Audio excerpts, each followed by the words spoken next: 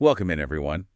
It's time for another deep dive, and this time we're really digging into a classic. That's right, we're taking on The Lady or the Tiger by Frank Stockton. A story that I think has probably kept more people guessing and debating than just about any other short story out there. Yeah, and for good reason, too.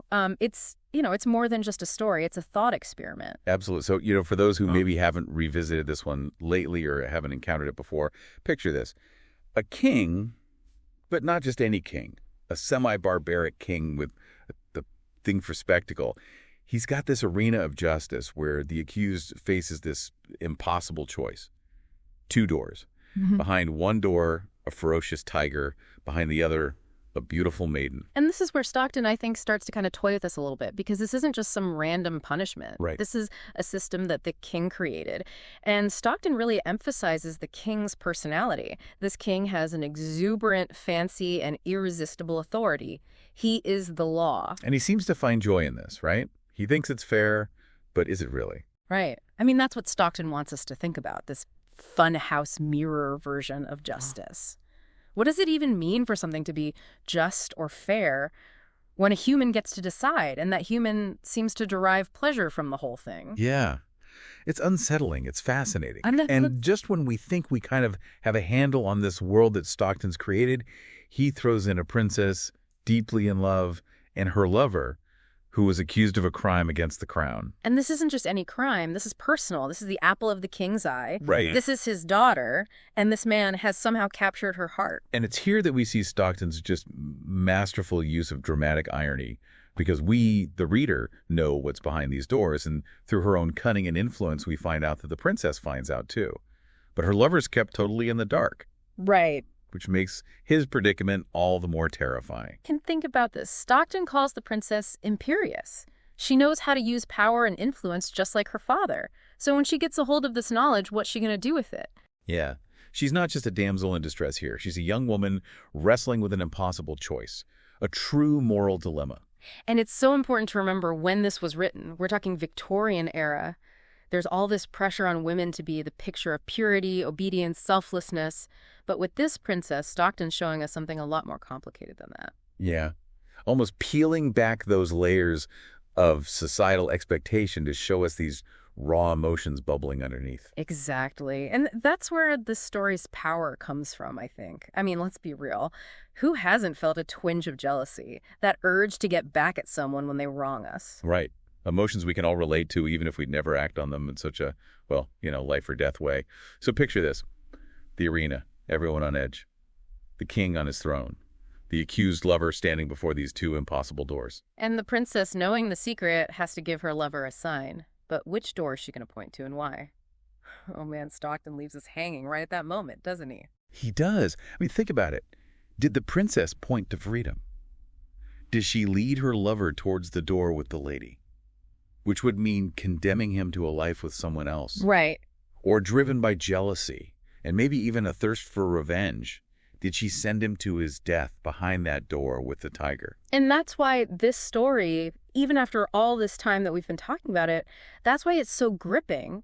He doesn't give us the resolution. He doesn't tie it up in a bow. He throws it back to the reader, to us, Yeah. and asks us to grapple with that choice. Right. It's like he's saying, okay, reader, you want an ending, you want closure, you're going to have to explore the dark side of the human heart to figure out what you think happened. Right, because everybody at some point has felt the sting of betrayal, that deep desire to see someone get what they deserve when they make a choice that hurts you. Right. And remember, this princess is her father's daughter. That's right. Described as having that same semi-barbaric streak. Yeah. Capable of great love and maybe ruthless action. And Stockton doesn't let her off easy in this moment. I mean, he really paints this picture of her agonizing over this decision for days and nights, right? Torn between her love for this man and the thought of him finding happiness with someone else. And he really puts us in her head, in that place of imagining who this lady might be. Probably some woman of the court. Imagine that jealousy, the betrayal. Yeah, and remember those expectations of a woman in that time. To be selfless, sacrificing her own happiness for everyone else. Right. Stockton lets her be more complicated than that. Yeah. The weight of that decision, you can just feel it, right? It's like he dares us to judge her, to say, oh, well, obviously she would have done this. But can we really? That's the beauty of it all. There's no right answer.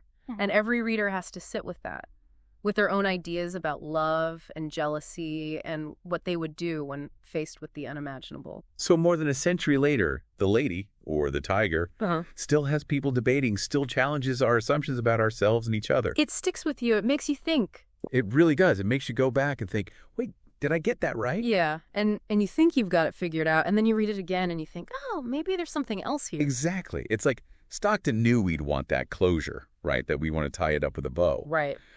But by refusing to do that, he created something even more powerful. But you know what? We've talked a lot about the king and the princess and her choice. But what about the lover in all of this? Yeah, we haven't talked too much about the lover in all this. He's not just a pawn in their game, though. I mean, Stockton really takes the time to emphasize the lover's agency here, his intuition. Oh, absolutely. Think about that look between them in the arena, the princess and her lover. Stockton writes, and I'm paraphrasing, but he says something like, the lover just knew that she would know what to do. Right. He understood her. There's such a deep connection implied in just those few words. Yeah, it's like they've developed their own language, right? And he trusts her to make a choice that speaks to that. Whatever their bond is, whatever they've said to each other, he's reading into all of it in that moment. He's not just blindly following. And that brings in a whole other question. Are we supposed to believe he's just putting all his faith in her judgment? Or is there something more going on between them, some silent agreement that goes beyond even the life or death stakes in that arena? It makes you wonder, right, what conversations did they have that we're not privy to that led to this moment? Did they talk about this even as a remote possibility? Right. And again, that's Stockton. He just leaves those questions hanging out there. And we get so caught up in what the princess is going through that we almost forget that the lover is making a choice too. He's an active participant in all this. He's not just being acted upon. Exactly. And his choice, because it is his choice ultimately to listen to her or not, it really makes you think, is he choosing what he thinks she wants him to choose?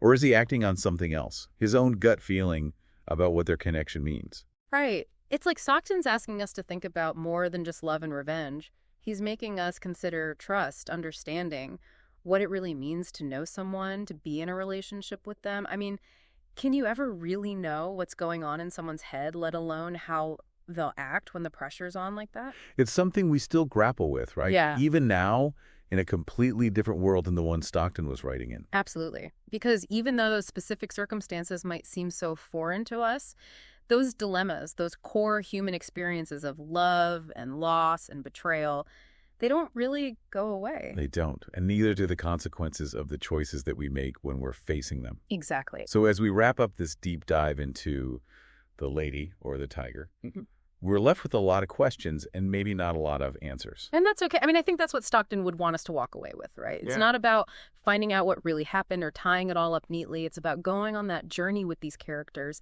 sitting with the uncertainty. Right. And realizing that maybe the human experience doesn't always give us clear-cut answers. And that's okay. That's real life. Right. It is. And that's why more than 100 years later, we're still talking about the lady or the tiger.